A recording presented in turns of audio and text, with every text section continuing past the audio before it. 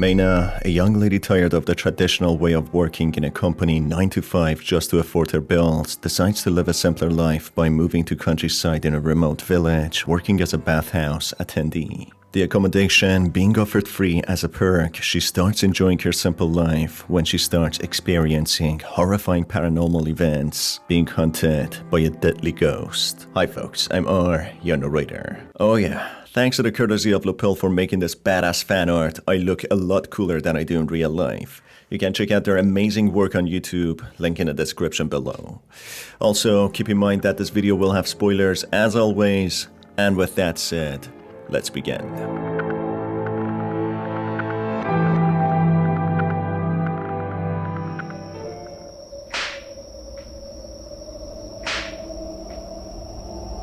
The story opens on a scene of an obscured man whipping someone in a dark and gloomy basement. It then cuts to the protagonist of the game, Mayna, who has enough working in a corporate company, being in the time and place of her life where she wants to move to countryside, not having to struggle every day financially and mentally. She soon comes across a flyer wanting help in the local bathhouse of a remote village, which has the benefit of free accommodation. Mayna, finding this to be a golden opportunity as it's exactly what she wanted, she drives with all of her stuff to the village. As she arrives at the place, she is welcomed by the strange landlord who has no filters, urging Mayna to take a bath in the bathhouse as she stinks. She's then given the key to her apartment, which doesn't have a bathroom, which seems to be the trend with the village houses, forcing majority of the residents to wash themselves in the bathhouse. After taking her belongings to the apartment, she takes a tour of the small village, coming across a man smoking downstairs. The man wearing a cap and not uttering as much of a word, Mayna walks past them, coming across multiple wanted posters all over the village walls of the same exact mysterious man.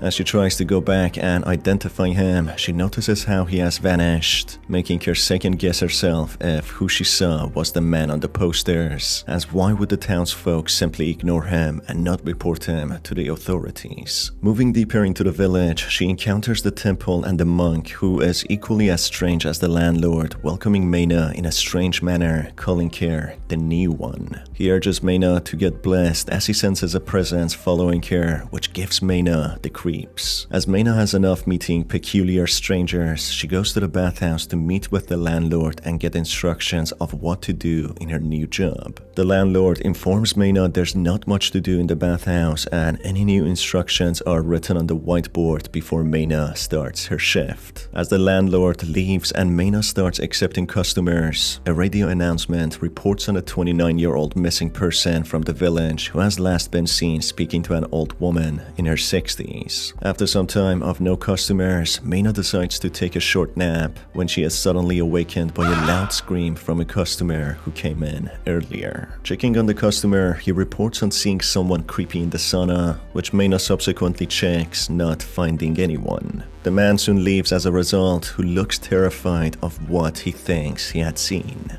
After some time with all of the customers leaving, Mayna sees an old woman telling her that she would be the perfect fit for the offering, without much context, when she suddenly leaves. Mayna, being confused and starting to feel terrified, starts cleaning the place and starts taking a shower, when she starts hearing strange noises when she sees a monkey running in the bathhouse. As she finishes up quickly, she doesn't see any sign of the monkey, which starts making her feel very scared. As the next day begins, Mayna goes to the bathhouse, seeing an old woman next to the place taking a memorial for someone, possibly being the 29-year-old missing person who was reported on the radio. Mayna then goes to the bathhouse and starts serving customers, encountering some strange events when the shift comes to an end, with Mayna starting to take a bath. That's when she experiences some paranormal events, noticing an obscured, ghostly woman staring at her from the changing room area, who suddenly disappears, making Mayna have shivers run down her spine. She subsequently goes home, questioning her decisions when the next day begins, having no other choice but to go back to the bathhouse. On her way, way, she finds the rotting corpse of a monkey, which reminds her of the monkey that ran in the bathhouse. After working through the shift, she sees the strange old woman from before coming to her and saying that she's perfect for the offering, leaving quickly after without expanding on her strange remarks. As the shift slowly comes to an end, Mena decides to use the sauna room to relax. As she starts unwinding and trying to relieve all of her stress, she gets jumped by a sight of a ghostly woman similar to the one she encountered before while taking a bath, who disappears soon after, making Mena question her sanity and if what she's seeing is real or a figment of her imagination. Mena quickly goes back home and rests the night, waking up the next day just to go back to the same creepy bathhouse, not even talking to the landlord about the strange sightings. On her way, she comes across the old woman who was holding a memorial for someone, who informs Mena about the woman that she's mourning about. It's the same 29-year-old missing woman who was announced on the radio, who appears to be the granddaughter of this old lady who has been missing her ever since she disappeared. Mena sympathizes with this old lady for a while and offers her condolences, feeling sorry for her, but is left with no other choice to go back to the bathhouse as customers will soon arrive. She soon comes across a strange mother and a child, which after some time the child runs away crying in pain, with his hand bleeding, saying that his mother forced his hand into a fan. As Mena tries to check on the mother, she doesn't see any sight of her, as if she never had been there to begin with the child coming here all by himself. After providing some first aid to the child and bandaging his hand, she goes back to the booth to see the fully dressed angry mother scold her, blaming her for injuring her son, who storms out of the bathhouse, never to be seen again. Mena, being confused, shrugs it off with the shift coming to an end. The time arrives yet again for Mena to take a shower, when the creepy ghostly woman appears once more, emerging from one of the baths. As Mena goes to check the bath, the creepy woman comes out, distorting in real life, changing the entire environment into blood red, as if Mena was teleported into an alternate reality. Mena tries to run away, escaping this ghostly being, when she comes across the main entryway being blocked by what seems to be thick woven hair, making the ghost catch up to her and end her life instantly. As time passes, Mena, just like the previous missing person simply referred to as the 29-year-old woman, is reported to be missing, changing the perspective to her worried sister called Irena. Irena, not having cared from Mena since she moved to the village, starts getting really worried, asking someone called Maho, who seems to be her mother, to drop her there so she can spend the day there and catch up with her sister. As Irena goes to room 203 to check on Mena, the strange landlord appears out of thin air, lying to her that Mena has gone on a vacation with some friends and would be back in a week time. He then goes on to offer the same proposition to her he offered Mena, for her to work at the bathhouse to stay in an apartment for free. Irena accepts, intending to stay for a week in order for Mena to come back from the so-called vacation to catch up with her. As Irena starts her first shift, she welcomes the first customer, who appears to be the wanted man on the posters who disappeared like a ghost before. As time passes, with Irena serving some more customers, she has a short blackout, seeing her sister Mena standing right in front of her, who just giggles and rushes into the bathhouse. This seems to be the trapped soul of Mena, just like many other customers, like the mother with the son, who seems to be trying to warn or tell something to Irena so she wouldn't suffer from the same fate.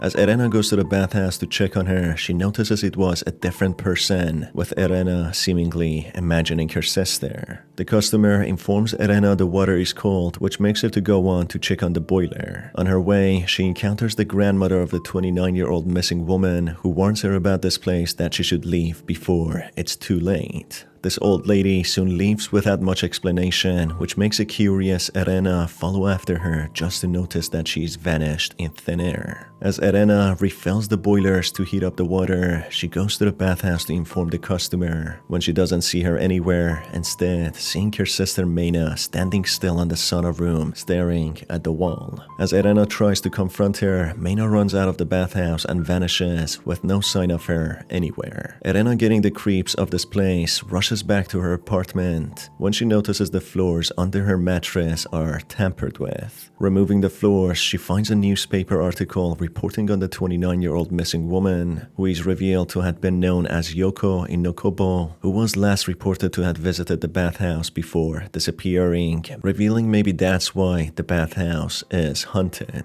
Alongside the newspaper clipping, Irena finds a diary which is written by Yoko, who reveals the townsfolk hated her and everything felt like a downhill struggle until she met a man in the temple, the monk, who made her feel loved and cared for, someone who despite his affections urged Yoko to keep their relationship a secret. Irena, being intrigued, investigates the bathhouse, coming across a hidden key in the boiler room which opens an off-limit door to the basement. In the basement, she comes across a harrowing scene of a woman in a horrible condition being badly chained up when Irena in horror finds a note unveiling what the cruel monk did to her. The monk seems to be the same man who was whipping someone in the basement in the opening scene, who is trying to perform some sort of barbaric and cruel ritual. In order to be successful, the monk deceived the woman into falling in love with him, depicting that this woman is the missing 29-year-old known as Yoko. The monk then proceeded to sacrifice 2 people, waiting for the third and the final one being no other than Irena, with Maina seemingly being killed already being the second one in order for the ritual to be completed.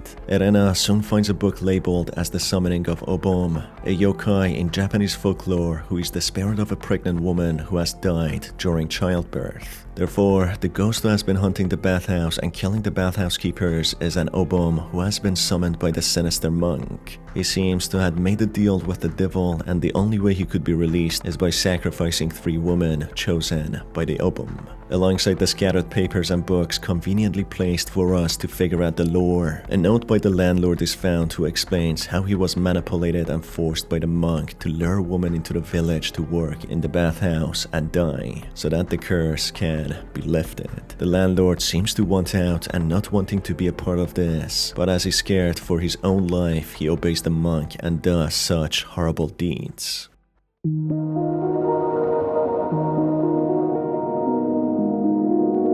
After releasing Yoko from her restraints, Irena decides to leave the bathhouse and report on what she has found when she gets attacked by the Obom. She is given some time to solve a puzzle, and if she is successful, she manages to achieve the good ending. Irena runs to her apartment, running away from the enraged Obom when she sees the Obom appearing, having broken segments of memory of what happened. As she wakes up, she finds herself on a hospital bed with several policemen asking her questions. She remembers what happened, that she was dragged by the landlord and the monk into the bathhouse, who set the place on fire in order to kill her, so that she can complete the ritual and lift the curse from the evil landlord and the monk. However, the old woman who was mourning the loss of Yoko comes to her rescue, which leads to the landlord and monk catching on fire as a consequence of failing to complete the ritual. This old woman seems to come to the rescue of Irena as she helped Yoko and released her, reuniting her with the sad and mourning grandmother. As Irena tries very hard to remember more, she even fails to remember why she went to the village to begin with, completely forgetting the presence of her sister Maina, as if this paranormal event wiped Maina off the existence, as if she never was even born. On the other hand, if Irena fails to complete the final puzzle, running to her apartment, she gets dragged by the landlord and monk to the bathhouse where she gets sacrificed to the Obom. Obom, instead of lifting the curse, makes both the landlord and the monk disintegrate in a painful manner, managing to free herself from her binds and leave the bathhouse, to bring the reign of her terror to everyone that she comes across to.